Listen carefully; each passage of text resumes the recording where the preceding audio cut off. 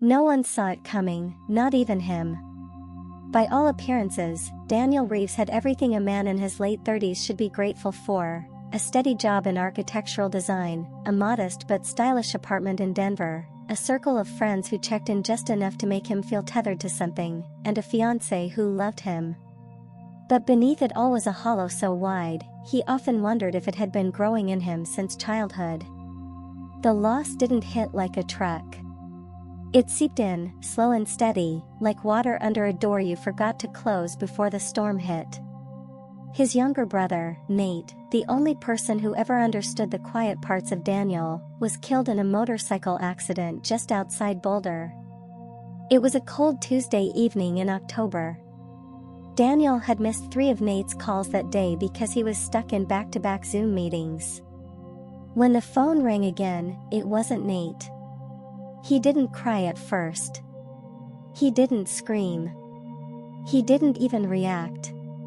The days that followed felt like trudging through tar.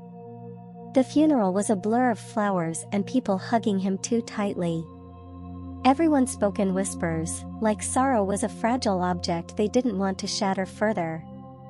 He kept thinking someone would grab him by the shoulders and tell him it was a cruel mistake.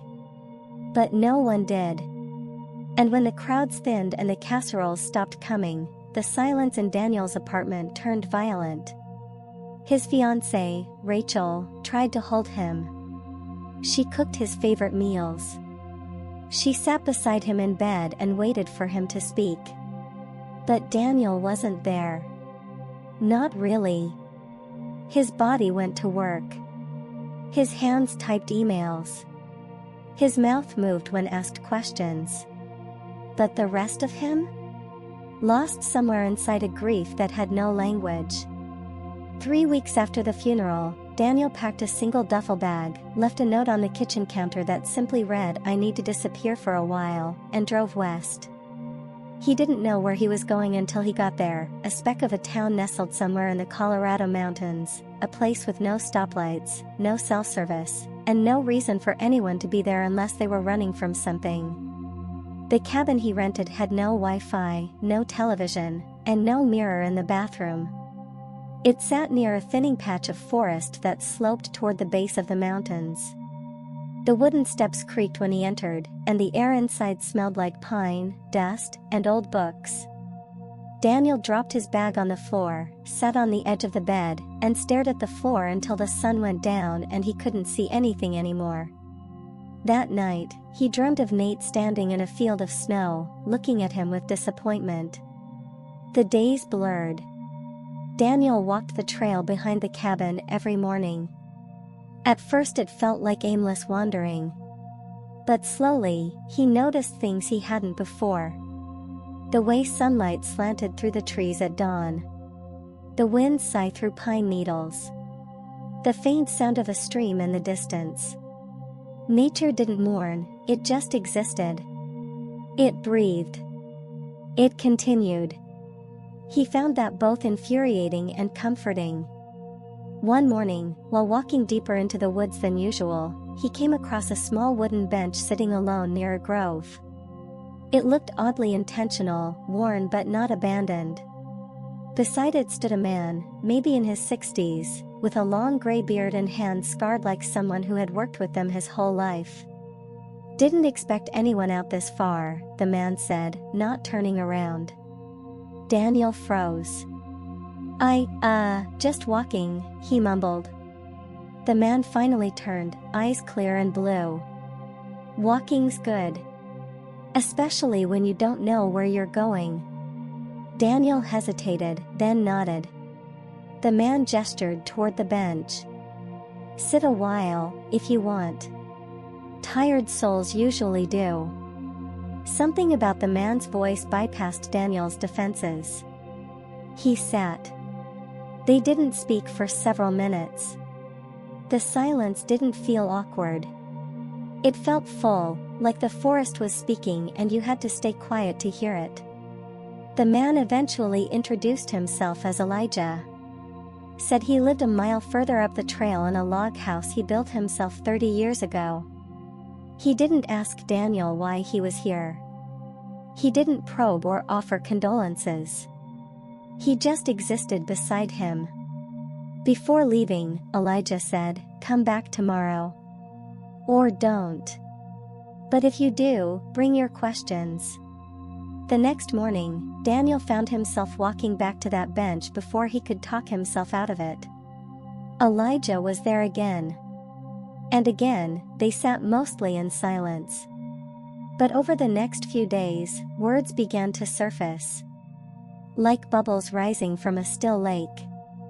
"I don't know how to be in the world anymore," Daniel admitted one morning, staring down at his hands. Elijah nodded. "Most people don't. They just keep pretending they do." Daniel looked at him, expecting judgment. But Elijah's gaze was steady, soft. "Grief strips us," he continued. "Takes everything we thought we were, everything we thought we needed, and leaves us with ourselves. Not the version we show others. The one underneath." Daniel blinked against the sudden sting in his eyes. "I miss my brother. He was the only one who saw me." Elijah's voice dropped to almost a whisper. "Then maybe now it's your turn to see yourself." Over the next week, Daniel kept returning. Sometimes they talked about death. Sometimes they didn't talk at all. Elijah showed him how to whittle a piece of wood into something that resembled a bird. He taught him how to start a fire without matches. How to sit still long enough to hear the trees crack. One evening, while walking back to his cabin, Daniel realized he had gone an entire day without checking the time. He hadn't scrolled through his phone in weeks. The constant, gnawing ache inside him had softened. Not disappeared, but shifted. Made space. That night, he stood outside the cabin and looked up at the stars. Really looked. He whispered Nate's name into the sky and let the silence answer. Daniel kept returning. Not for answers, but for presence. The forest didn't explain itself. Elijah didn't either. But in their quiet rituals, walking, chopping wood, sitting by a fire, Daniel began to notice the parts of himself he had always ignored. One morning, Elijah handed him a notebook. "Not for thoughts," he said. "For noticing." Daniel opened it and wrote the sound of wind through bare branches. The way light filtered through pine needles. A bird call he couldn't name. Day by day, noticing turned into remembering. And remembering turned into understanding. He wrote down.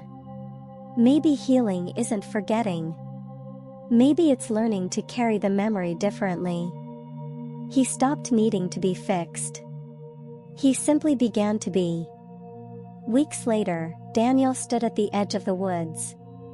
His time at the cabin was over. He could feel it, not in a dramatic way, just in the quiet sense that something inside him had settled. Elijah hugged him once. No words. Just presence. When Daniel returned to the city, the world was still loud. Still fast.